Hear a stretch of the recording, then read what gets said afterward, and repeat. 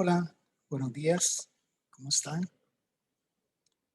Soy Mauricio Chuto Cruz, soy gerente de Conexis y para nosotros, como siempre, es un gusto contar con la presencia de todos ustedes el día de hoy. Hoy hemos preparado un webinar más orientado a hacer una sesión de trabajo conjunta. Webinars, bueno, ya la vez pasada tuvimos un webinar donde vimos una pincelada general de lo que viene con los cambios de la nueva Ley General de Contrataciones Públicas y hoy queremos empezar a trabajar temas clave, uno por uno, con calma, dándoles a ustedes la posibilidad de integrarse, de comentar y de preguntar. Como esta ley tiene 18 meses, bueno, 17 y medio en este momento de periodo de transición, entonces la idea que tenemos es ir desarrollando temas puntuales a lo largo de estos 18 meses, esperando que salga la reglamentación y ver paso por paso, aprender en conjunto todos acerca de este nuevo marco legal, ¿verdad? Que nos va a regir pronto. Hoy la presentación o la metodología va a ser que la licenciada Ana Marcela, que ella es, ustedes ya muchos la conocen, experta en contrataciones públicas, tiene más de 20 años de ser, no solo, digamos, ha pasado por la Contraloría en temas de contratación pública, eh, ha sido asesora o es asesora de empresas privadas, de proveedores estatales, como muchos de ustedes, y es instructora también de proveedorías estatales en temas de contrataciones públicas. Entonces estamos en las mejores manos. Es una ley nueva y todos la estamos conociendo, pero vamos a ir eh, avanzando por temas. Antes de empezar, los que no nos conocen, eh, nada más les comparto, voy a terminar aquí un momentito y les comparto esta pantallita de leads. Conexis es, lo que busca es, digamos, facilitarle a los proveedores estatales competir mejor.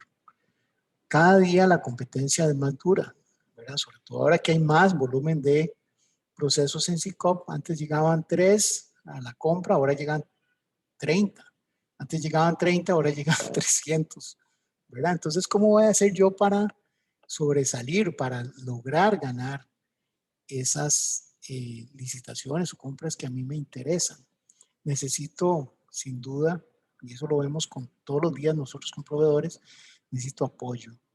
Apoyo leads nos apoya para identificar oportunidades en forma inmediata y exacta, para darle seguimiento cada vez que sale una modificación a una fecha, a un estado, a un documento, recibir una notificación, encontrar nuevas oportunidades para vender como subcontratista y facilitarme, digamos, el día a día en el manejo de mis licitaciones. Analytics me ayuda a tener visibilidad de para dónde voy, ¿verdad? Antes de presentar una oferta, hacer rápidamente en un clic un estudio de precios previos de ese comprador, analizar mis competidores. Cuando antes de vender un producto, analizar mis compradores y quiénes son, cómo compran, cuánto compran, quiénes son los principales jugadores, quiénes son los principales competidores, qué ofrecen, ¿verdad? Igual analizar mis competidores, ¿verdad? ¿Quién es su cartera de clientes? ¿Qué productos le ofrecen? ¿Qué precios? Todo eso lo podemos simplificar usando Leads y Analytics, eh, recibiendo una ventaja competitiva que se ocupa ahora más que nunca, aparte del entrenamiento. Bueno, entonces sin más preámbulo, le doy una cordial bienvenida, como siempre, a nuestra facilitadora Ana Marcela Palma. Bienvenida, Ana Marcela. Muchas gracias, don Mauricio. Encantada una vez más de estar con usted y con nuestros invitados, nuestros clientes y también quienes nos acompañan por primera vez en estos eventos abiertos que organizamos con el propósito de facilitar el conocimiento de las reglas de contratación pública. Ya ahora empezamos, don Mauricio, a dejar de hablar de contratación administrativa, que era un concepto que vamos a estar asociando con la normativa que ya va a ir quedando atrás, para empezar a hablar de la contratación pública, que es un concepto más amplio y que es justamente una de las cosas que cambia, pequeñas sutilezas, pero que identifican realmente en esas pequeñas cosas uno ve si la persona sabe o no sabe del tema, ¿verdad? Ya pasamos de contratación administrativa a contratación pública. Pues hoy vamos a conversar un poco sobre algunos de los temas de la ley. No vamos a cubrir todos los temas, es una ley muy amplia, pero por suerte tenemos desde el pasado 31 de mayo que se publicó la ley 9986, la nueva ley general de contratación pública.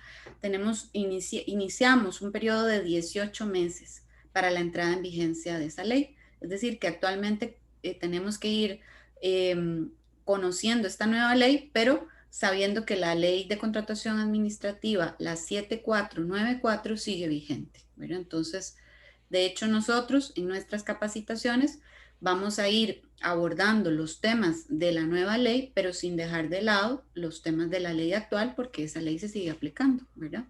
Y hoy vamos a conversar algunas de las cosas más importantes relacionadas con las inquietudes también que nos expresaron nuestros participantes en la sesión anterior que hicimos sobre el tema. Ana Marcela, nada más, tal vez para estar claros, si alguien tiene alguna pregunta, lo puede hacer de dos formas, o algún comentario lo puede hacer de dos formas. Una es apretando el botoncito de QA, ¿verdad? De preguntas y respuestas dentro de la pantalla del Zoom, poniéndola ahí, nosotros la vemos y nosotros vamos a irlas atendiendo. Y la otra es levantando la mano, ¿verdad? Entonces, en los que vayan levantando la mano, ahí vamos coordinando con Ana Marcela para que ella les vaya dando la palabra y vamos en esa línea. De acuerdo. Como les decía, no vamos a ver todo. Voy a compartir, don Mauricio, si me permite, la presentación. Permítame un momento.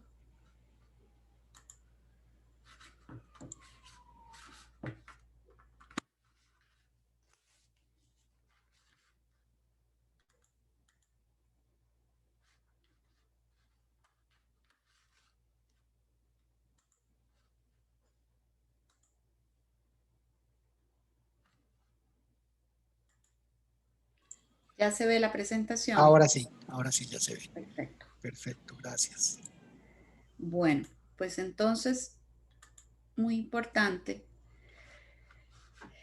Hoy vamos a hablar, y sin perjuicio de que ustedes puedan ir tocando otros temas, ¿verdad? A través de las preguntas, queremos concentrarnos básicamente en función de las dudas que vimos de la sesión pasada en el tema del ámbito de cobertura, la aplicación de los umbrales, que son los que definen ahora el tipo de procedimiento que se va a llevar a cabo y justamente los tipos de procedimiento.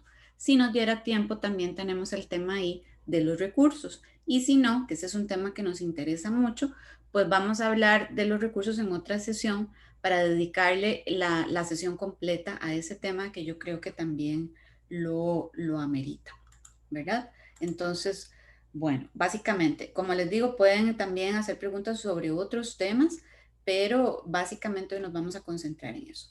Yo quería iniciar con una primera observación general, y es que me preocupa, la verdad, como especialista en el tema y como una persona que realmente yo creo mucho, quienes me conocen, quienes ya hemos tenido la posibilidad de trabajar juntos o quienes han sido mis alumnos en la universidad o en algún curso particular, tal vez han percibido que por lo menos en lo personal yo me tomo esto muy a pecho, en el sentido de que llevo prácticamente toda mi vida profesional, que ya ronda los 25 años, trabajando en esta materia, y es una materia en la que yo creo mucho. Yo estoy convencida de que la actividad de compras de las instituciones públicas es una actividad trascendental, no solo para suplir las necesidades que tienen las instituciones de abastecerse de computadoras, de papel, de servicios de limpieza, de todo tipo de estas necesidades, sino también porque genera un efecto en la economía del país muy importante. De hecho, por eso hoy en día existe un concepto, y ya muchos me habrán oído hablar de esto, de la contratación pública global. Los países han ido analizando los problemas, las mejores prácticas, y hay estándares y hay parámetros ya internacionales con respecto a la actividad de contratación. Entonces, a partir de que ahora se publica la ley el pasado 31 de mayo y empieza todo el mundo, porque ha sido una efervescencia en el tema de la capacitación, por ahí a veces asusta el planteamiento que se hace hacia, por ejemplo, un sector como el nuestro, el de pequeñas y medianas empresas o empresas que le tratan de vender, o personas físicas que le quieren vender al Estado, a las instituciones públicas, y quieren vendernos como la idea de que no interesa lo que pueda o no pueda hacer el Estado, que hay que concentrarnos en lo que nosotros podemos hacer como vendedores o como proveedores de bienes, servicios y obras al Estado. Y para mí ahí hay un primer gran error. Ahí es donde uno ve que realmente no se entiende la materia.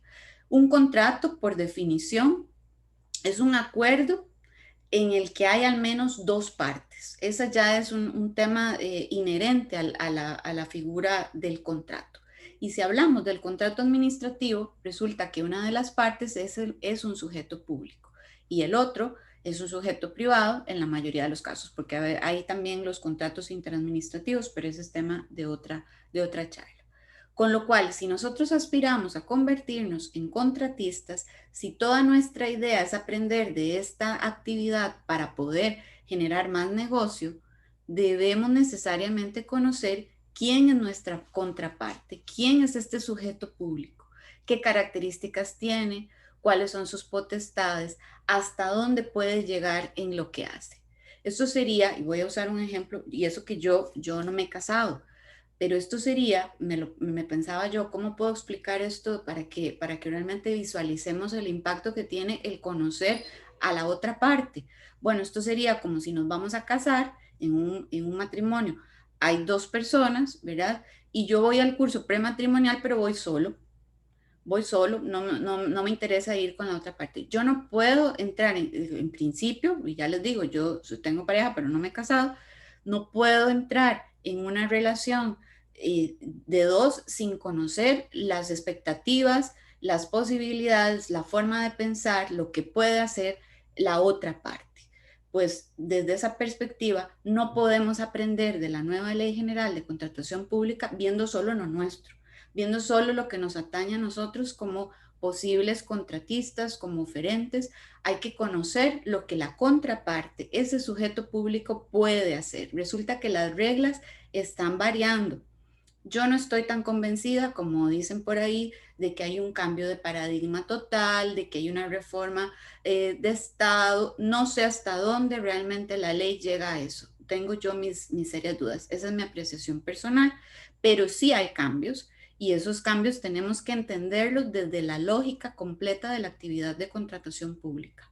No puedo quedarme solo con la perspectiva mía como vendedor o como interesado en vender, porque si no, muchas de las acciones que yo quiera emprender pueden pegar contra una pared, pueden ser poco exitosas. Yo me puedo frustrar además porque no entiendo por qué me pasan estas cosas. Bueno, las cosas pasan en la contratación pública por algo, porque hay una norma que lo dice, porque hay un principio, porque la institución tiene una potestad, porque tiene una prerrogativa que le permite hacer o un límite que le impide hacer X cosa. Y si yo quiero participar con éxito de este negocio, tengo que aprender cómo funciona todo. No puedo aprender solo lo que me toca a mí, ¿verdad? Y esa era una primera observación que yo quería hacer en esta materia.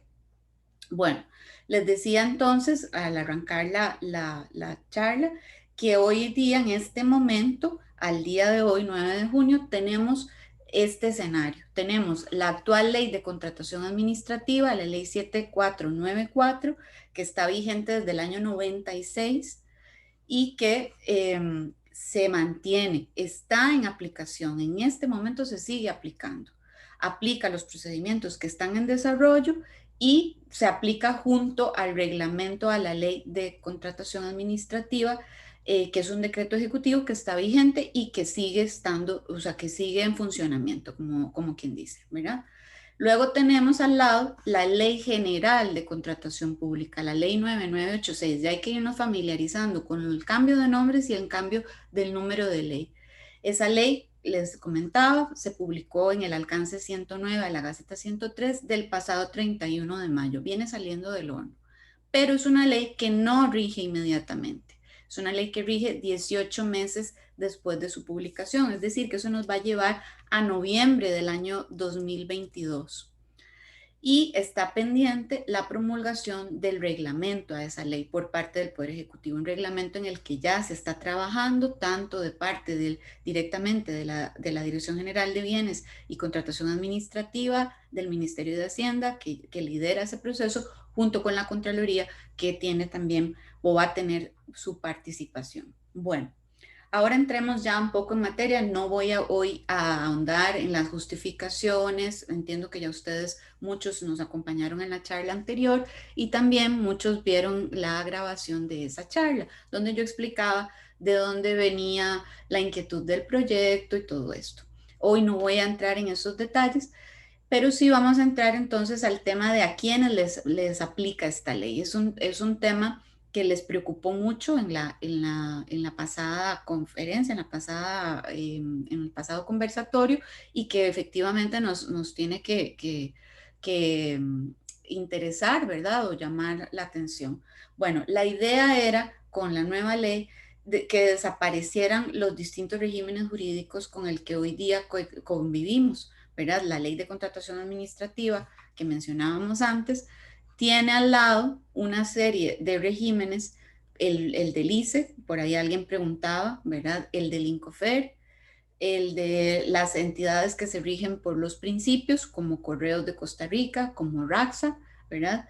Entonces, bueno, una de esas cosas o una de las motivaciones de la actual ley era la necesidad de hacer desaparecer esa diversidad de regímenes. Y entonces esto en principio desaparece. Por ejemplo, va a quedar derogada con la entrada en vigencia de la nueva Ley General de Contratación Pública, la Ley de Contratación Administrativa, el régimen para las entidades del sector de telecomunicaciones desaparece como se conoce hoy en día en la ley 8660. Esa fue una de las preguntas también que nos hicieron en la pasada charla.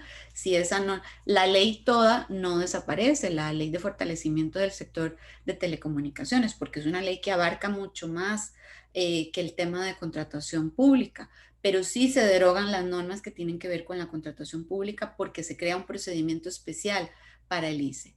Desaparecen las normas que se refieren al régimen especial de contratación para el INCOFER, y en el caso del INCOFER no está incluido en el procedimiento especial que se crea. Y desaparecen también las normas con respecto al régimen que actualmente le beneficia al INS.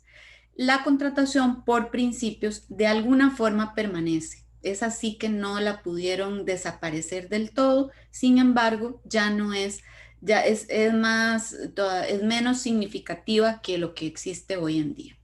Entonces, la nueva ley de contratación pública le va a aplicar a toda actividad contractual donde se utilicen total o parcialmente fondos públicos. Bajo ese mismo principio funciona la ley de contratación administrativa actual. Lo que pasa es que luego se le fueron haciendo como añadidos, ¿verdad? Bueno, pero para el caso del ICE aplica esto, para el caso del INS aplica lo otro, para el INCOFER aplica esto, y así se le fue agregando, y al día de hoy existen una serie de condiciones y de reglas muy diversas que nos hacen a veces la contratación o la participación en los procesos un poco confusa.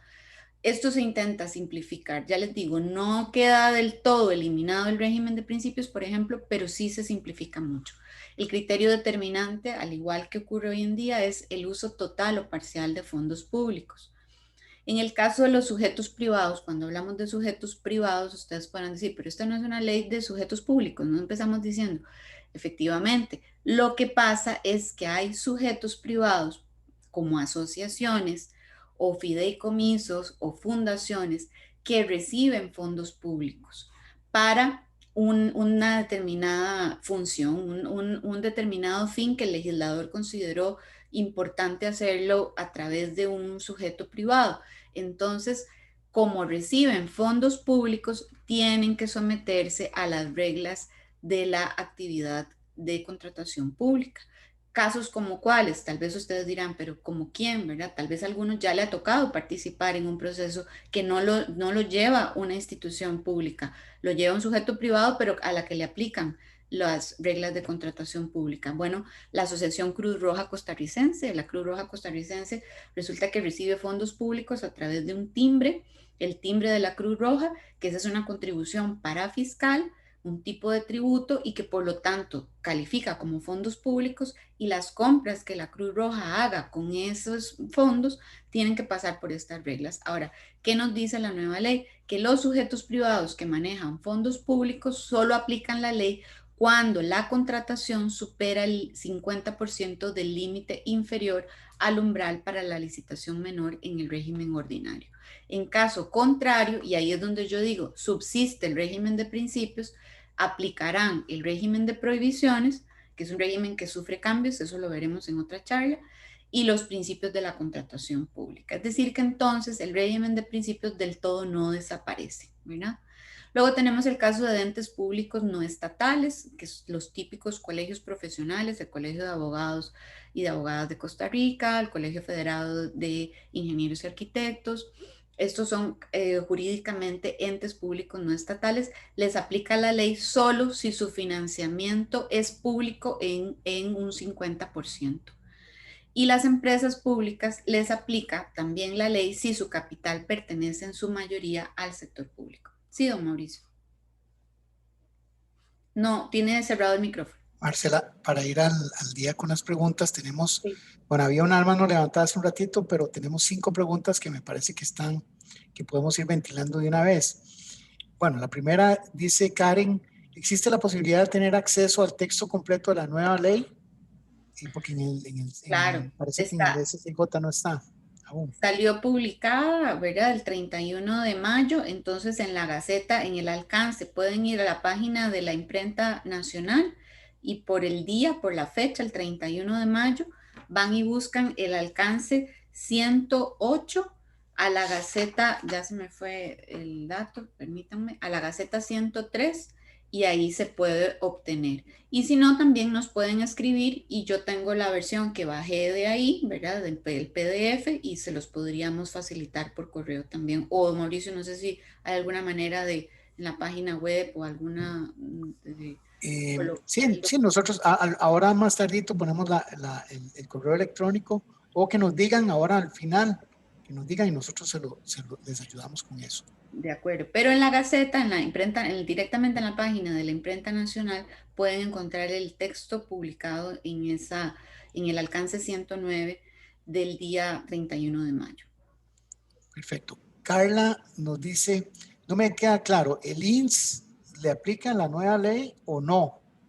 Sí.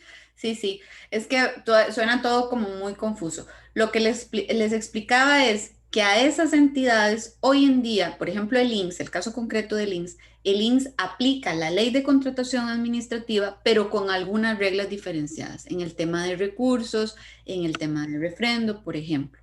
Pero hay otras entidades como el ICE que directamente el ICE no aplica la ley de contratación. Bueno, hoy día pasa eso de esa manera, tienen leyes especiales, pero cuando entre en vigencia la nueva ley de contratación, les va a aplicar la nueva ley de contratación con un procedimiento particular que hay para ellos, pero ya desaparecen esas reglas jurídicas diferenciadas, se derogan las reglas de la Ley de Fortalecimiento de Entidades del Sector de Telecomunicaciones para el ICE, para la JASEC. Esas reglas se derogan en materia de contratación pública, lo mismo que las reglas diferenciadas para el INS, o sea que van a quedar sometidas todas a una misma ley.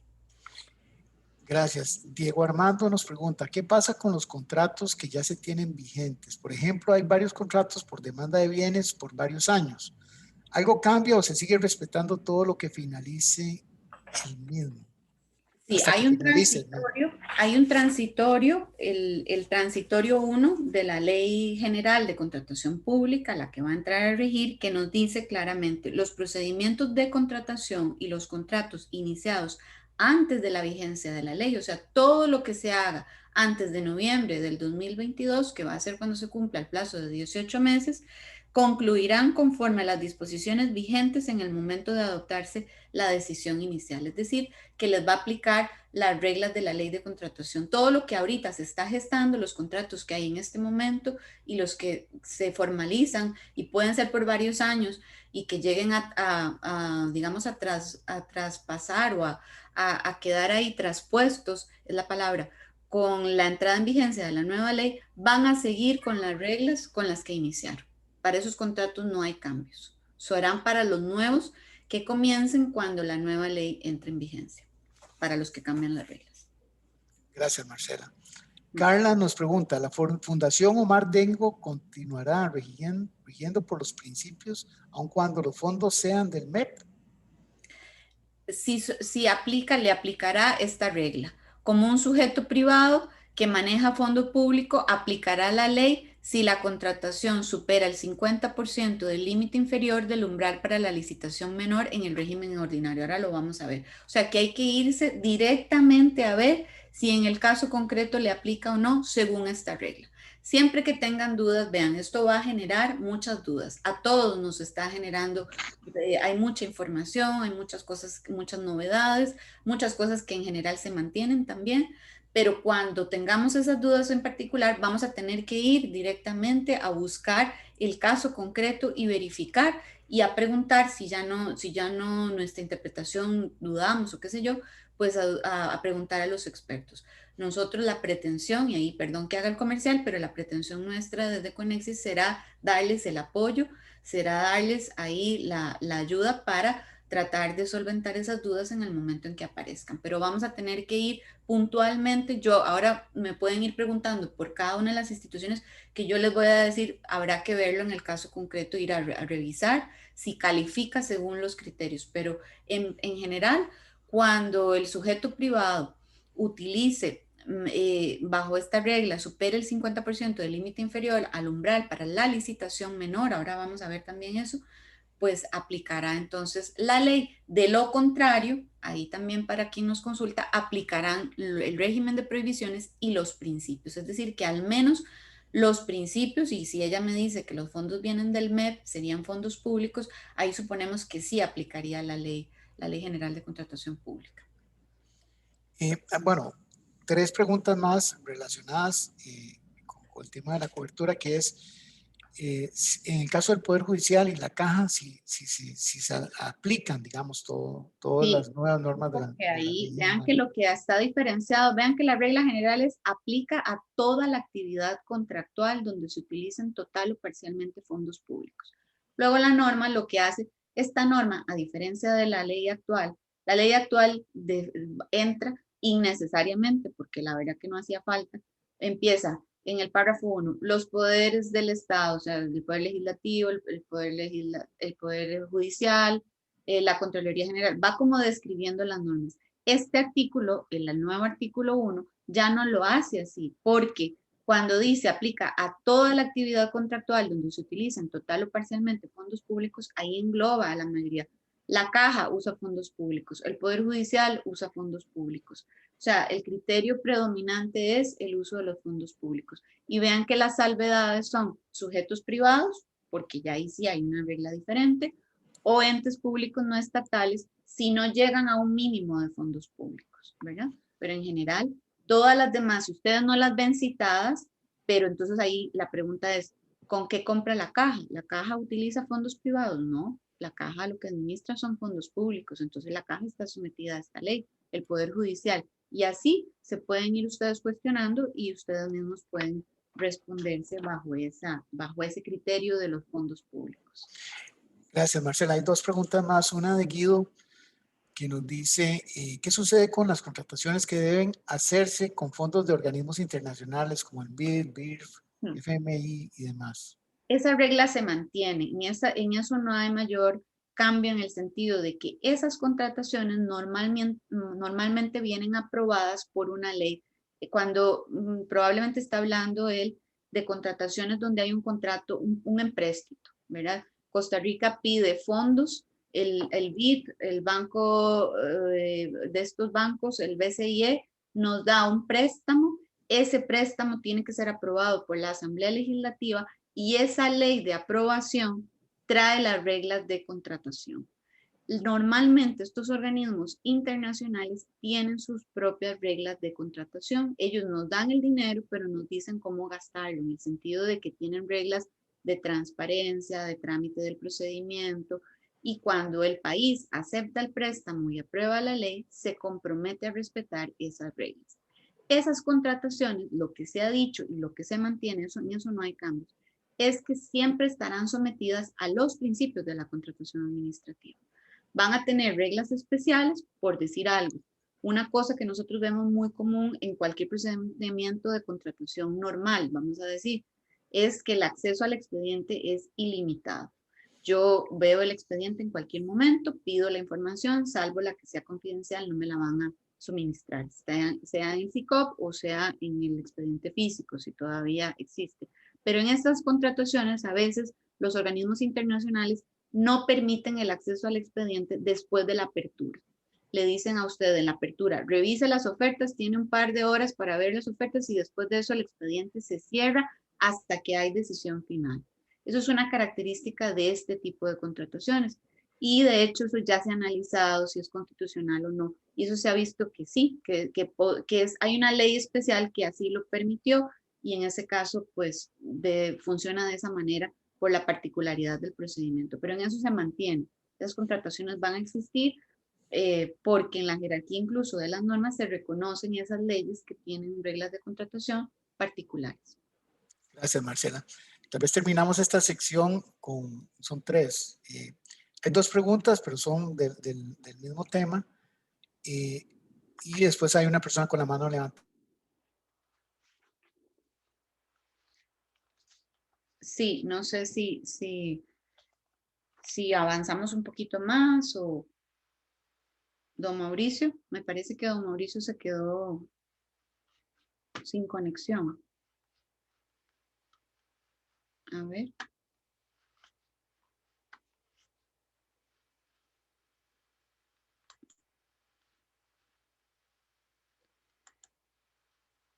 Tal vez ahí si me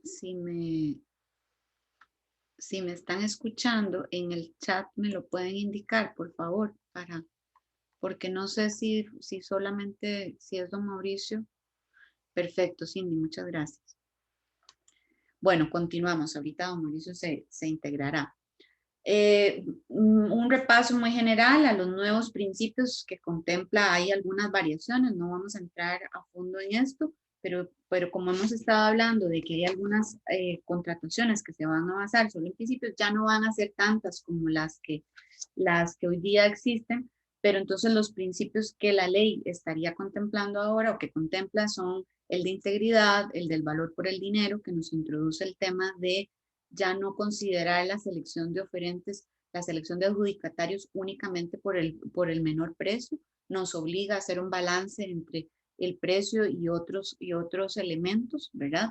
El principio de transparencia, que es mucho más amplio que el principio de publicidad que hoy día existe, el principio de sostenibilidad social y ambiental, los principios de eficacia y eficiencia que se mantienen como están al día de hoy, la igualdad de trato y la libre concurrencia.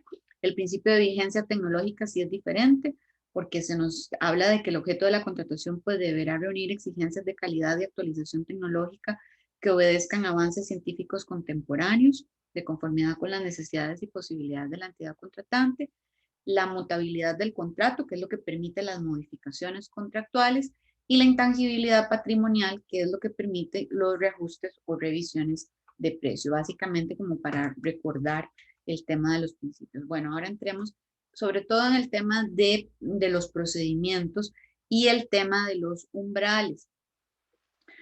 Ahora, hoy en día, en la actual ley, sabemos que las instituciones, la determinación de los procedimientos, voy a adelantarme, están basadas básicamente en este concepto de límites económicos, que es una resolución que emite cada año la Contraloría General de la República en el mes de febrero. En esa resolución, la Contraloría clasifica todas las instituciones en estratos que van de la A al J en función de su presupuesto estimado para la compra de bienes y servicios no personales. Aquí vemos que la tabla detalla el presupuesto y conforme a ese presupuesto clasifica las entidades. Por ejemplo, en el estrato A encontramos a las instituciones que más dinero tienen para comprar. Ahí vamos a encontrar a la Caja, al Banco de Costa Rica, a la Universidad de Costa Rica, ¿verdad? Las entidades que tienen más presupuesto. Y en el estrato J encontramos a las entidades más pequeñitas, juntas de protección social, juntas de educación, juntas administrativas, por ejemplo. Y en los estratos intermedios, pues se clasifican todo el resto de entidades según esa estimación presupuestaria. Los límites de la contratación administrativa actuales, eso lo explicaba la vez anterior, se basan en una proyección de gasto, en lo que la institución y presupuesto en materia de gestión pública se refiere a una autorización de gasto. Es lo que la institución tiene tiene autorizado más bien a gastar, ¿verdad? Esas autorizaciones en algún caso le corresponden a la Asamblea Legislativa directamente y en otros casos le corresponde a la Contraloría General de la República autorizar el presupuesto máximo que tiene la institución. Y sobre esa base, hoy día, esto es lo que existe hoy día, la institución, si está clasificada en el estrato A, por ejemplo, tendrá que en cada compra en concreto señalar o fijar la estimación económica del objeto de la contratación y compararlo con la tabla. Y, por ejemplo, si es una institución del estrato A, si es una contratación de menos de 97.900.000 colones, podrá hacer una contratación directa de escasa cuantía, estas contrataciones en las que se invita a 3 potenciales oferentes. Si ya es por más de esa suma igual o mayor a los 97.900.000, tendrá que hacer una licitación abreviada hasta menos de 679 millones de colones. Mientras que si es más de esa suma, ya obligatoriamente tendrá que ser una licitación pública. Pero vemos que los montos cambian para cada estrato. Esta estructura de cómo se determina el tipo de procedimiento va a cambiar. Este sí es uno de los cambios tal vez más significativos que existen. ¿Por qué? Porque ahora ya no van a existir estratos. Ya desaparece la clasificación de las instituciones por estratos. Ahora se van a crear 2 regímenes, que quiere decir que son 2 grupos de instituciones que a su vez, según el grupo, van a poder, y a cada grupo se le definen unos montos para que en ese grupo lleven a cabo, según el monto, licitación mayor, licitación menor o licitación reducida. Pero los grupos ahora son muy grandes. Todavía no les voy a dar la palabra porque quiero terminar de explicar porque eso tiene su complejidad. Tal vez esta la parte más de lo que hoy vamos a exponer es la parte más difícil de exponer. No que ustedes la entiendan, sino tal vez para mí de explicar. Existe entonces una división de las instituciones, todas se van a agrupar o en el régimen ordinario, van a existir instituciones que estarán en el régimen ordinario, que van a ser la generalidad, digamos, la mayoría, podríamos decir, de instituciones del sector público, y van a haber instituciones que van a estar dentro del régimen diferenciado. ¿Cómo sabemos quién está en cuál régimen? Bueno, hay que irse al clasificador institucional del sector público que emite el Ministerio de Hacienda. La ley nos dice en el artículo 36 que en el régimen diferenciado están las empresas públicas no financieras nacionales, las empresas públicas no financieras municipales, instituciones públicas financieras bancarias, instituciones públicas financieras no bancarias, y nos remite, si tenemos dudas, al clasificador. Y yo aquí les pongo algunos ejemplos para que nos sorprendamos un poco, porque yo misma cuando ya uno empieza a estudiar esto, dice, mira, ahora Por ejemplo, en el régimen diferenciado vamos a encontrar a la Compañía Nacional de Fuerza y Luz, al CNP, a Correos de Costa Rica, a Acueductos y Alcantarillados. El ICE estará en régimen diferenciado, el INCOFER, RECOPE, RAXA, SINAR, Junta de Protección Social, el Banco de Costa Rica, el Banco Nacional, el Banco Popular y de Desarrollo Comunal, el BAMBI, CONAPE, y entonces vemos que hay instituciones muy grandes, ¿verdad? Como el Banco Nacional de Costa Rica, pero por ejemplo aquí no la puse, está Editorial Costa Rica, por decir algo, porque calza dentro de esta clasificación. Este clasificador vamos a tener que estarlo consultando porque podría cambiar, va a depender del criterio de Hacienda y dependiendo entonces de eso, una institución estará dentro del régimen diferenciado o estará dentro del régimen ordinario. Si no es ninguna de estas, aplicará el régimen ordinario. Si ustedes me dicen, bueno, el Poder Judicial estará en el régimen ordinario. Una pregunta que nos hicieron la semana anterior, las municipalidades están en el régimen ordinario, ¿verdad? Todo lo que no esté aquí, y vean que aquí lo que habla es del sector empresarial, son normalmente que tienen una naturaleza diferente, empresas públicas no financieras, empresas públicas financieras también, ¿verdad? Básicamente ese fue el criterio y aplican entonces umbrales diferentes. Lo que no esté en el régimen diferenciado, pero vean que el régimen diferenciado es bastante variado y tiene importantes instituciones ahí. Lo que no está en el régimen diferenciado, la institución que no está ahí, aplicará el régimen ordinario. Sustituimos los estratos que hoy día están por el presupuesto por los dos regímenes y entonces la tabla ahora quedaría de esta manera. Se va a dividir también la contratación de bienes y servicios. Si es en el régimen ordinario, hay unos determinados montos. Si es el régimen diferenciado, los montos son mayores, como podemos ver. Y lo mismo pasa para las contrataciones de obra pública, basados además en los nuevos procedimientos ordinarios, que dejan de ser la licitación pública, pasa a ser la licitación mayor, la licitación abreviada es sustituida por la licitación menor y la actual contratación directa de escasa cuantía pasa a ser sustituida por la llamada licitación reducida, ¿verdad? Y entonces ahí vemos un agregado que quería comentarles es que el concepto de umbrales es distinto al de los límites. Ya le doy paso, Mauricio.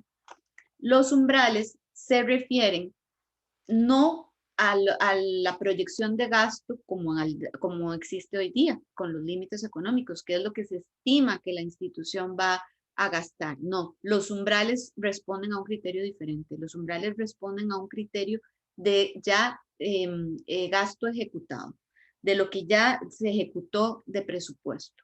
Y estas sumas, estos montos que vemos aquí, que están en la ley y que la Contraloría tendrá que actualizar cada mes de diciembre, ya no en febrero, sino cada mes de diciembre, responden a un ejercicio que hizo la Contraloría con ayuda de la OCDE. Hicieron todo un ejercicio para analizar la ejecución de gasto. Tomaron como base la ejecución de gasto del año 2018. Eso lo explicó muy bien don Alan Ugalde, el gerente de la División de Contratación Administrativa. Y ese año lo usaron como modelo. Luego tuvieron que actualizarlo y llevarlo al gasto que se ejecutó en el 2019. ¿Qué explicaba don Alan? Muy interesante. Que mientras los límites económicos se basan en proyección de gasto, ¿verdad? Que esa proyección, lo que se presupuesta, puede andar entre un 12 y un 14% del PIB, en realidad Costa Rica a la hora de ejecutar, de comprar, de gastar, gasta mucho menos, gasta solo el 4%. Entonces, los umbrales responden a lo que efectivamente se gastó. En el año usaron como modelo, les decía, el 2018, luego lo actualizaron al 2019. Y lo que intentarán es que con la entrada en vigencia de la Ley General de Contratación Pública, las instituciones compren más o menos como se compró en esos años.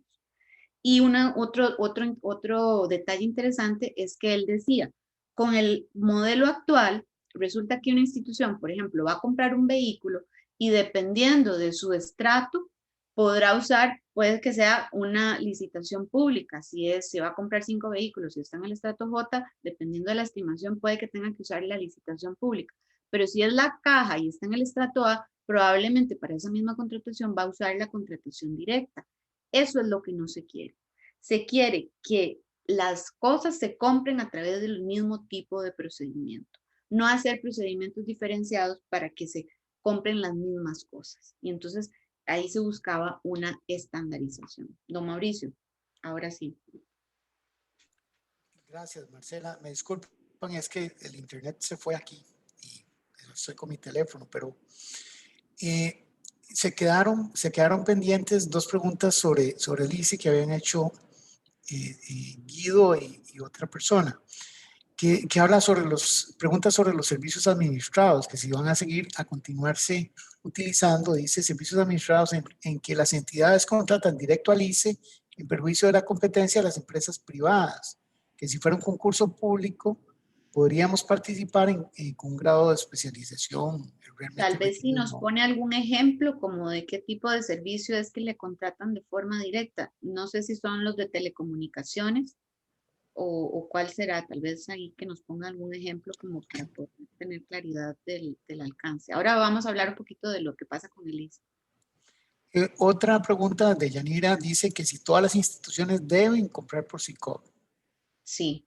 Bueno, hoy no vamos a hablar del SICOP, pero ya sí, la ley sí establece una sanción de nulidad absoluta para los procedimientos que se hagan fuera del SICOP.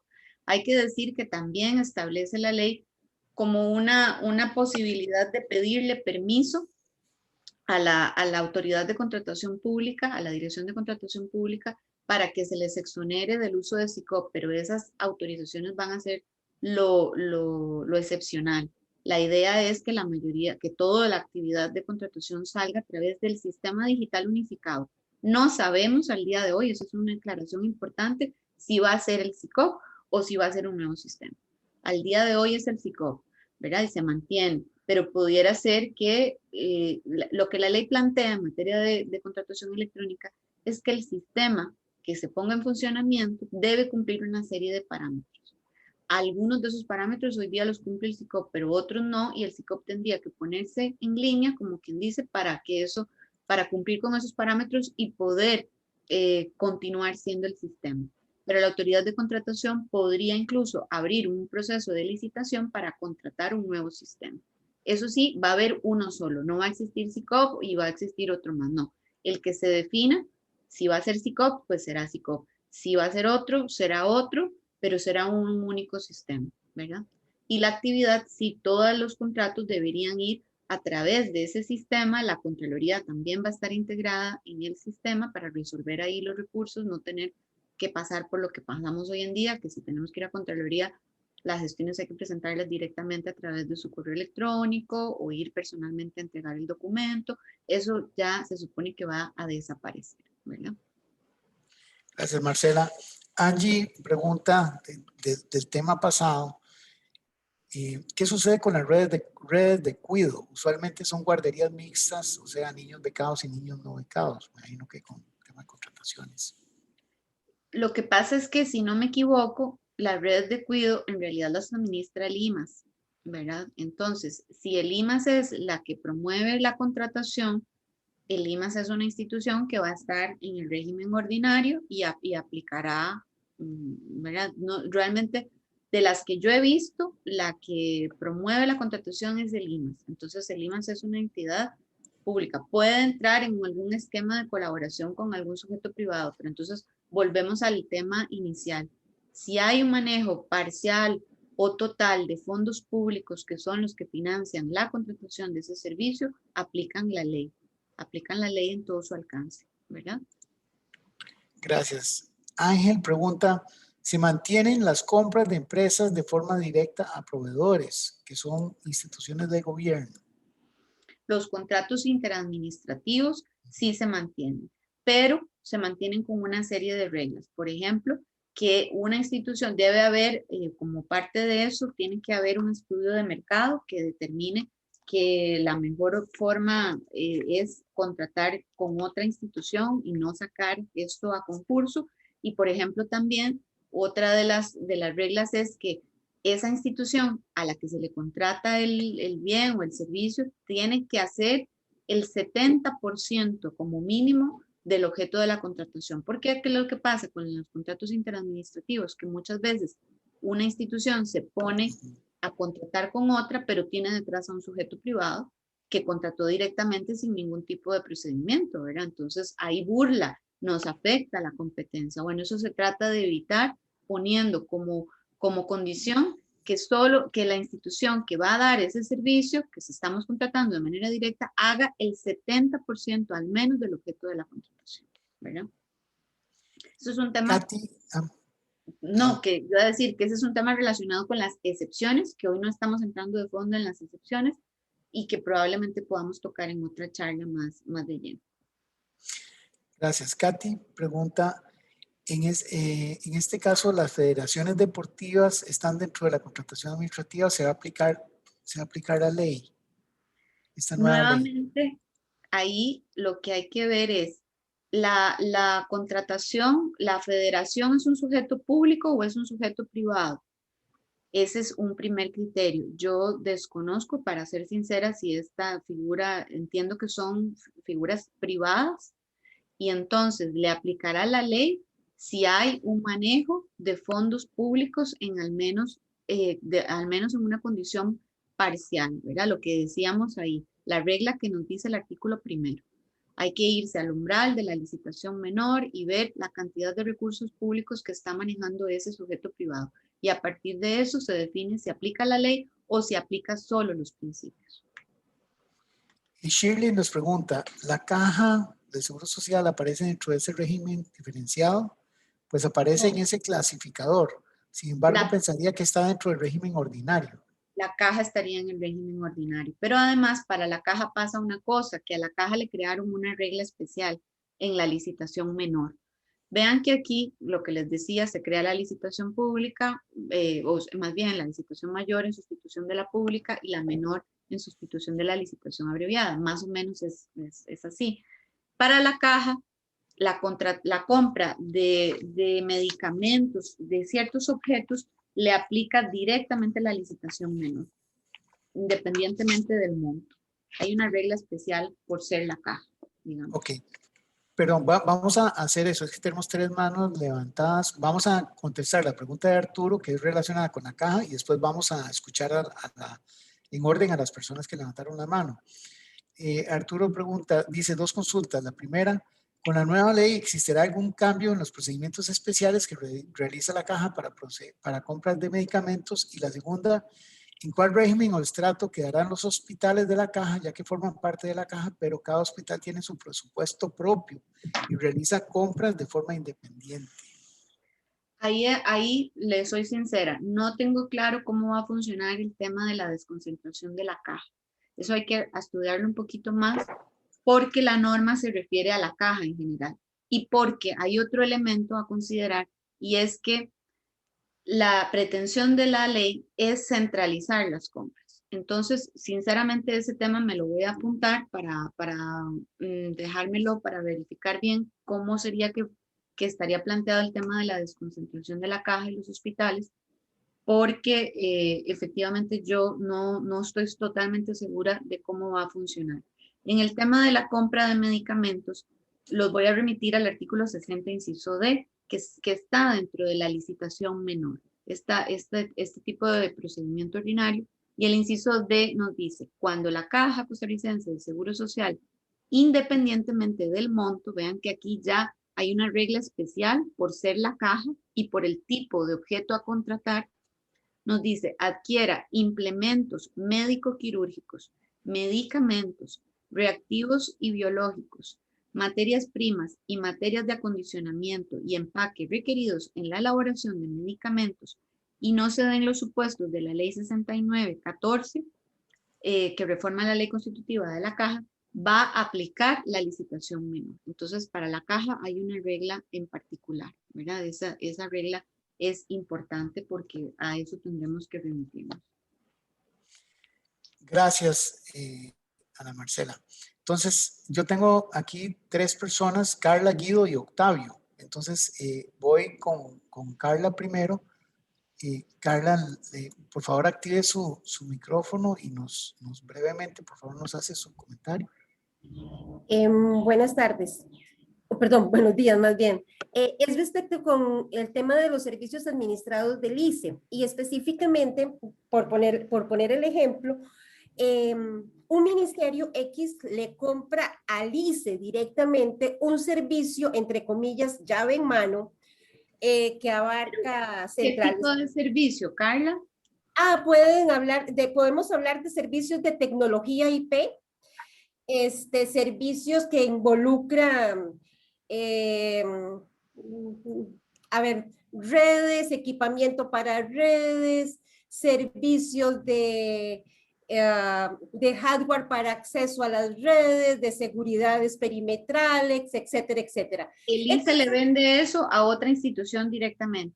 Exactamente, ¿ok? Pero el ICE no brinda el servicio per se, sino que el ICE, a través de un procedimiento que se llama servicios administrados, en el cual tiene un portafolio de socios comerciales, brinda el servicio. O sea, que el proveedor final nunca figura ante la institución que está comprando el servicio, y aparte de eso, ese servicio administrado está lleno de un montón de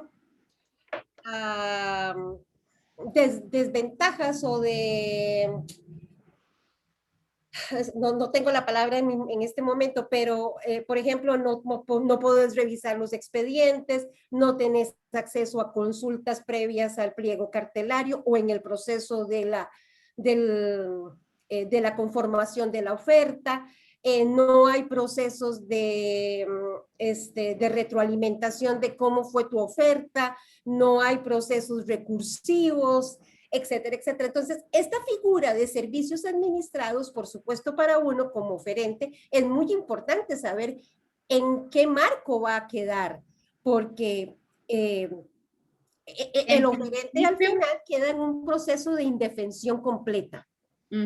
Ahí me gustaría revisar bien, lo voy a anotar igual que la otra consulta, los servicios administrados, porque hay una serie de derogatorios con respecto a la ley 8660, ¿verdad? Le van a cambiar las reglas de contratación al ICE, pero ahí hay que tomar en cuenta que al final la contratación a la que a usted le interesa, digamos, que es la del ICE, vendiéndole eso, hay un tercero detrás del ICE, aquí hay dos temas, ¿verdad? Un tercero detrás del ICE, que es el que da, digamos, la mayor parte del objeto de la contratación. Más del 70%, ¿verdad?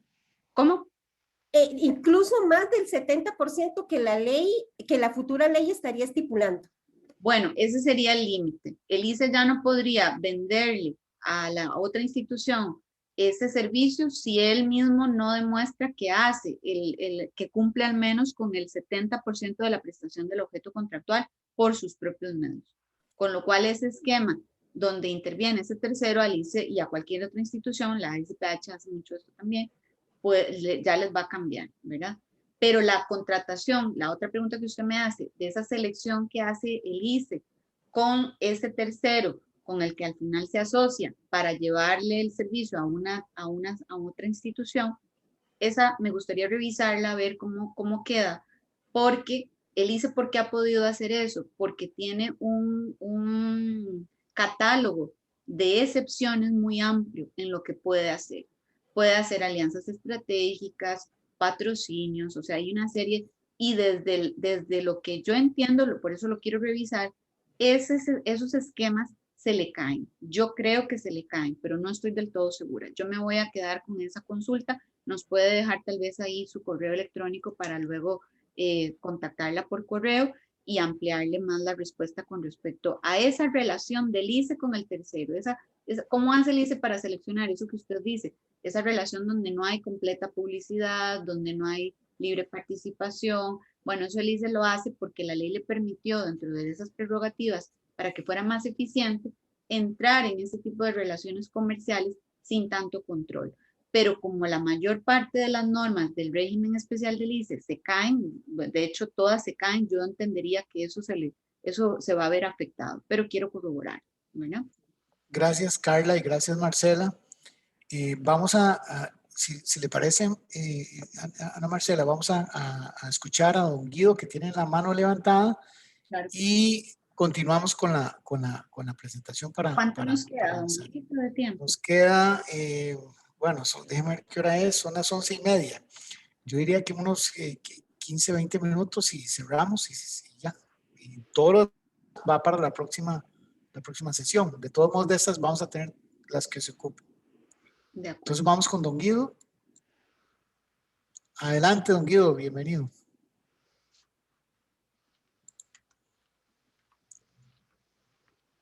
Don Guido está muted. Tiene que abrir su micrófono. Ya. Ahí está, ahora sí. Sí, perfecto. La pregunta mía sigue siendo sobre el ICE. Yo creo que todas las empresas privadas, tanto transnacionales como nacionales, estamos muy preocupadas por esas figuras que ha venido usando el ICE y que están amparadas también al artículo de la ley que también permite contrataciones entre entidades del sector público. Y siguiendo con la idea de la señorita que hablaba anteriormente, uno le preocupa de que a veces uno tiene el grado de especialización, pero si no fue ubicado, aunque esté en el catálogo de proveedores que lo puede hacer, perfectamente no se da cuenta. Cuando se da cuenta, el negocio sucedió y ya el ICE lo tiene y subcontrató a X o a Y o a Z.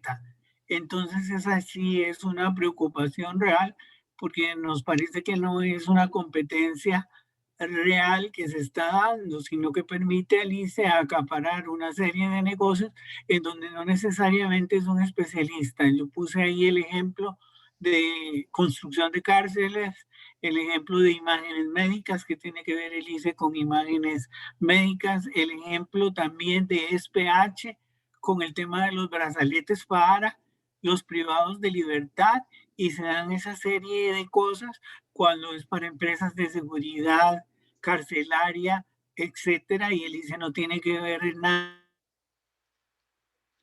Sí, es correcto, y la preocupación es muy legítima. Como les decía, aquí hay dos escenarios, ¿verdad? El escenario del ICE o de la SPH vendiéndole, por ejemplo, ahora el caso que dice don Guido, de la SPH vendiéndole al Ministerio de Justicia los brazaletes para los privados de libertad que están en un régimen diferenciado, ¿verdad? Ese es un escenario. Ese se combate o la respuesta que da la nueva ley es el artículo 3, inciso B de la Ley General de Contratación Pública, que nos dice que regula la figura de los contratos interadministrativos, ¿verdad? Y nos dice la actividad contractual desarrollada entre sí por entes de derecho público estaría excepcionada de los procedimientos, es decir, no va a haber concurso cuando se cumplan una serie de condiciones. Para recurrir a esta excepción debe quedar acreditado en el expediente la idoneidad del ente público que se pretende contratar, debiendo realizar al menos un 70% de la prestación del objeto contractual. Las contrataciones con terceros por parte del ente público contratado deberán estar referidas a cuestiones especializadas, este es otro límite, y observar los procedimientos establecidos en la presente ley. Esta excepción, dice también la norma, no podrá utilizarse como un mecanismo para la contratación de terceros sin atender los procedimientos establecidos en la ley. De aquí la preocupación que ustedes tienen, la ley intenta solventarlo con eso. Si el ICE va a contratar a un tercero que le va a prestar al final el servicio, no podrá ser por más del 70%, y esa contratación de ese tercero, de ese sujeto privado, tendrá que hacerse también por los procedimientos de la Ley General de Contratación Pública. La licitación mayor, la menor o la reducida, según se trate de una entidad que esté en el régimen ordinario o en el régimen diferenciado y según el monto estimado de la contratación. Esa es la respuesta que hay, con lo cual sí que la norma intenta atacar esas preocupaciones que ustedes tienen. Y como les decía, hay una serie de derogatorias que se dan, habían, como ven, más temas para tratar, pero, y aquí están los artículos que se derogan de la Ley de Fortalecimiento de la y modernización de las entidades del sector de telecomunicaciones, con lo cual se intenta erradicar esa problemática que don Guido y la señora Carla estaban evidenciando, ¿verdad? Eso es lo que les podría decir. Sin embargo, yo quiero profundizar más en ese esquema de la contratación que hace el ICE con esos sujetos privados para poder decirles con toda claridad, ese esquema va a desaparecer, ¿verdad? Yo, lo que les digo, mi percepción de lo que llevamos visto es que eso va a desaparecer, y además porque el artículo 3, inciso B, ya nos dice que el sujeto público no puede ir a contratar a estos sujetos privados que vienen por detrás a prestar el servicio sin utilizar los procedimientos de la ley. Don Mauricio. Si tenemos, bueno, como la idea es hacer un conversatorio y atender la mayor cantidad de preguntas, dígame usted, o sea, tenemos, por ejemplo, tal vez atendamos un par de preguntas más y vemos un poquito más y vamos cerrando. Angélica nos dice, ¿hablarán en algún momento sobre los medios para rendir garantías? Tengo consultas al respecto.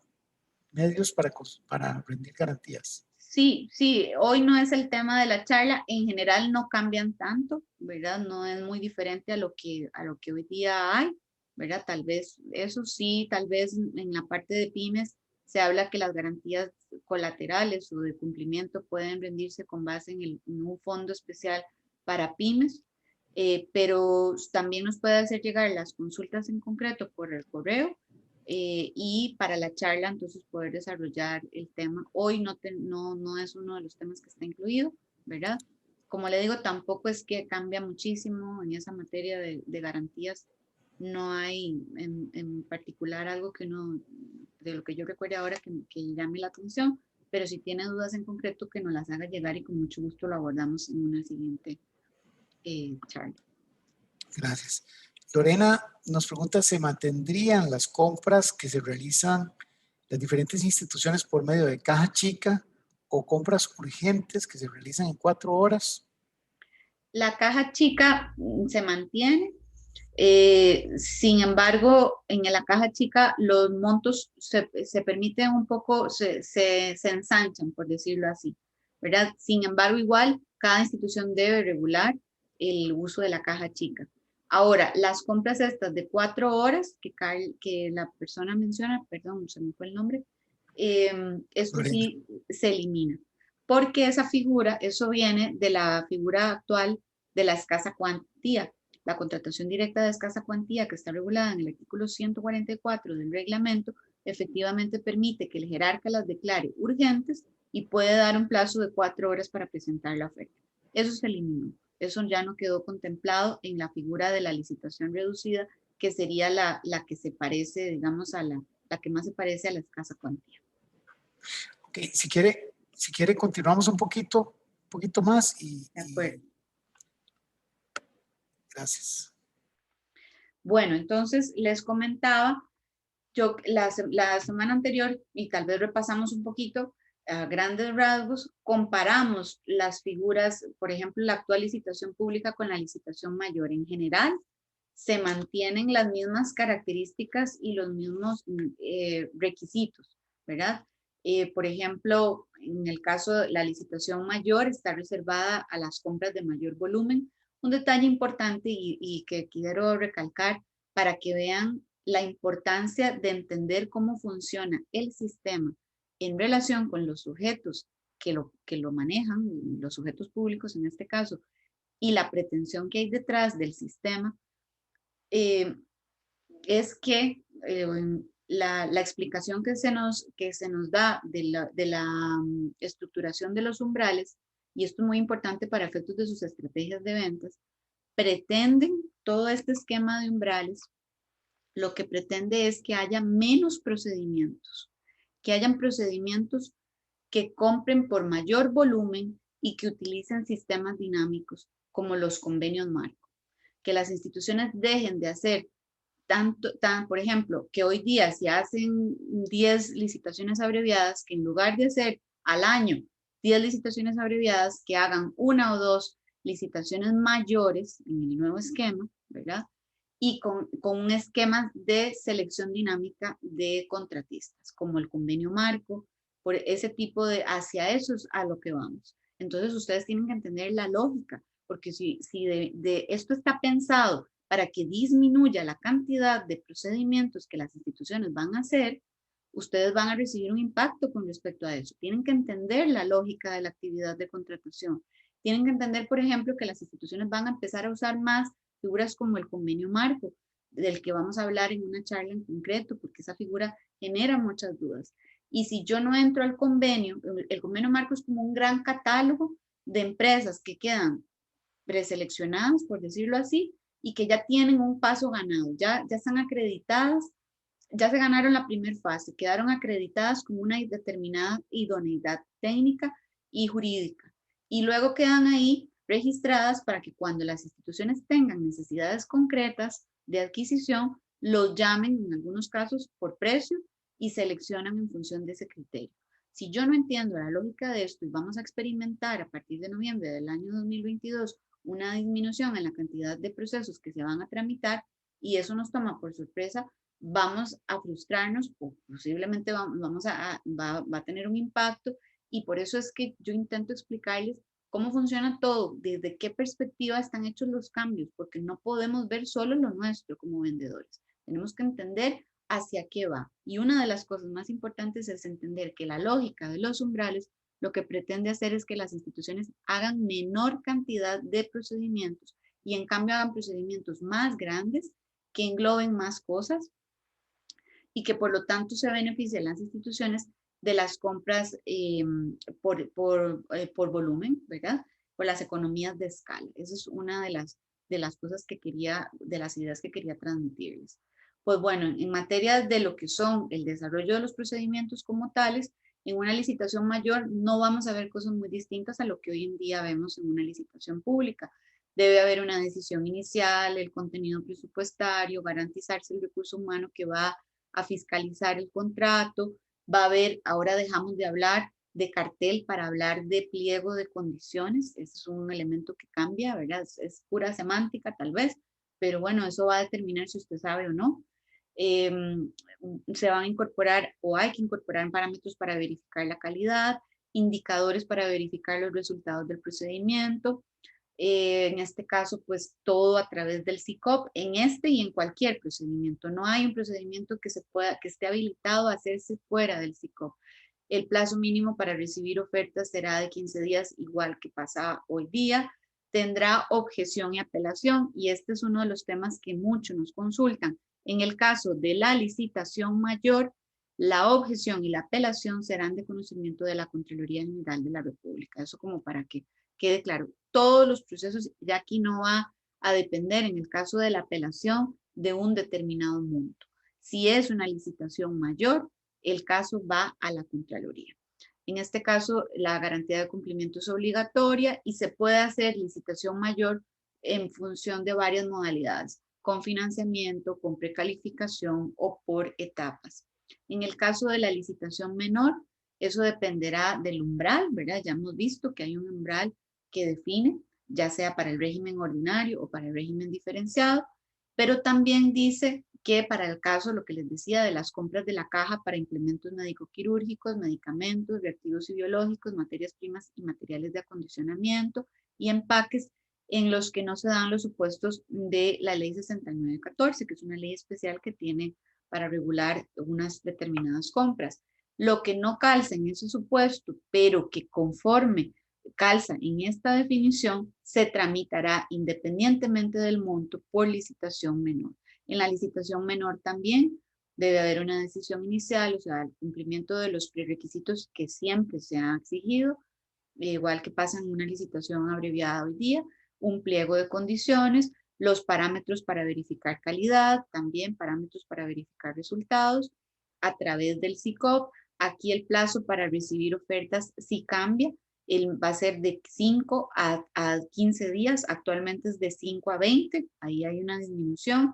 Y otro cambio importante es que en este caso se acepta objeción y revocatoria siempre ante la administración. O sea, que vean que en el caso de estas compras de la caja, ahí para que lo tomen en cuenta, cuando haya que presentar objeción o revocatoria, esos recursos serán siempre ante la propia caja.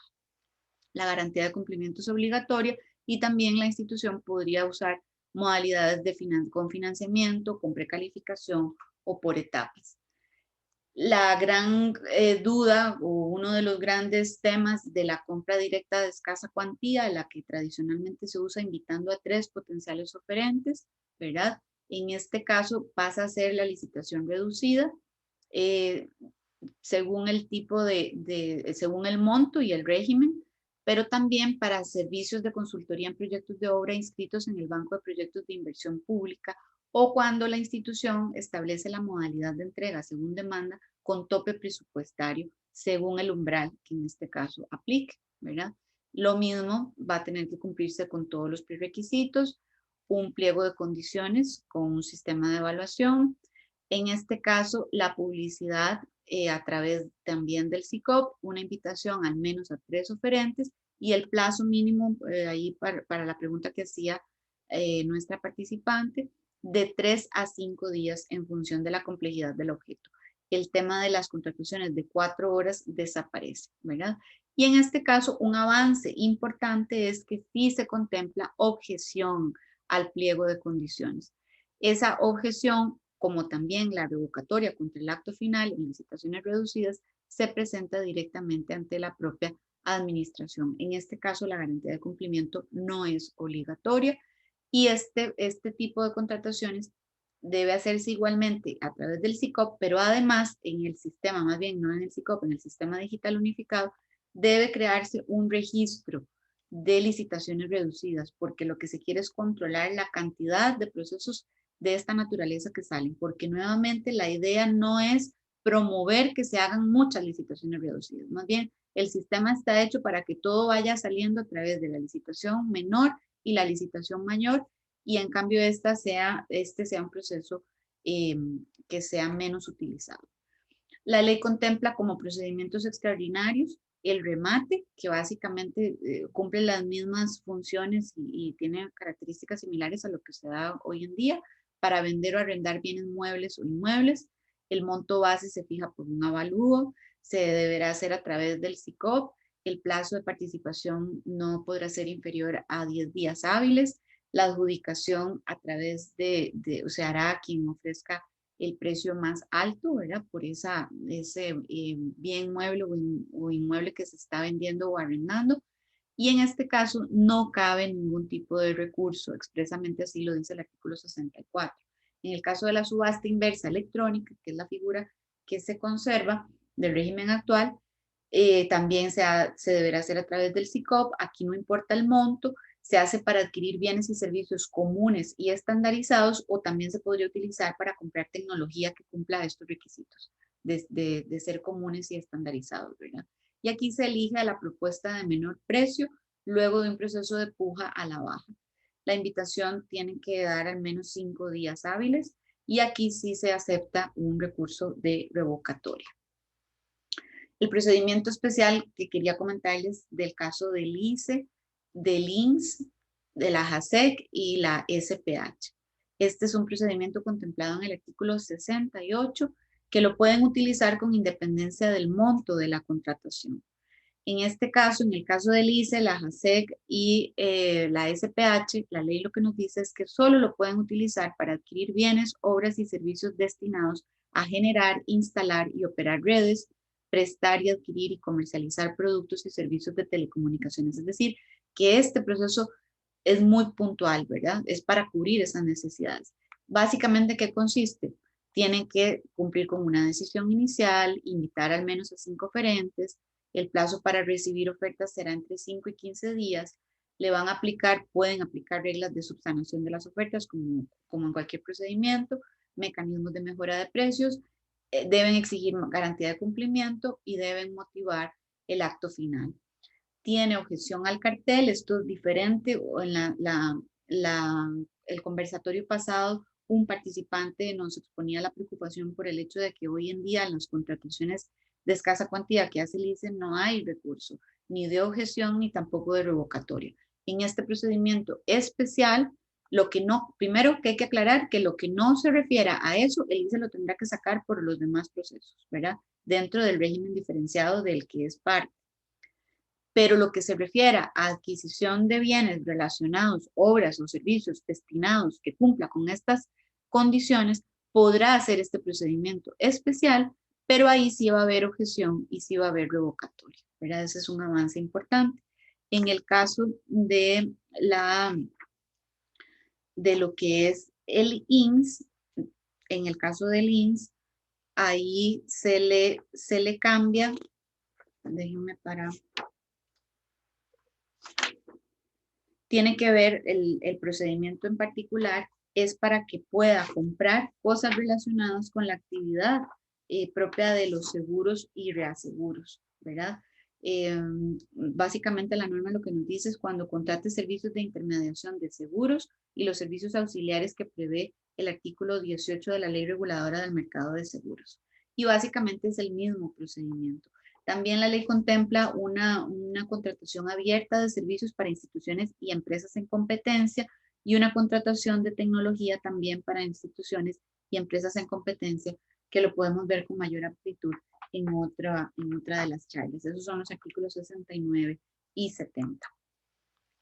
Lo que les quería comentar, bueno, cuando entre en vigencia la nueva ley, quedará derogada la ley actual de contratación administrativa y estas normas del régimen del INS, vean, de la ley del INS, de la ley 8660 de fortalecimiento y el artículo 16 de la ley orgánica del INCOFER, que son normas que permiten al día de hoy, todavía no están derogadas, ¿verdad? Todavía no entra en vigencia la Ley General de Contratación Pública, pero que van a acabar con esos regímenes especiales que tienen estas instituciones. Don Mauricio. Gracias, Ana Marcela. Tal vez para ir cerrando, tenemos bastantes preguntas. Lo que pienso que podemos hacer es, las tenemos registradas, podemos revisarlas, podemos publicar algunas de estas preguntas en el newsletter que ahora vamos a ver y ayudarnos a diseñar el siguiente conversatorio, ¿verdad? Probablemente para el mes de julio, para seguir donde estábamos, o sea, ver inquietudes que ya han manifestado y de ahí continuar con nuevos temas sobre esta nueva ley, si a usted le parece bien, Ana Marcela. Me parece excelente, don Mauricio. Creo que es la ruta de ir siguiendo pues las inquietudes que tienen los participantes, que son todas muy válidas y que nos van marcando cuáles son las principales preocupaciones, ¿verdad?, que tiene la gente.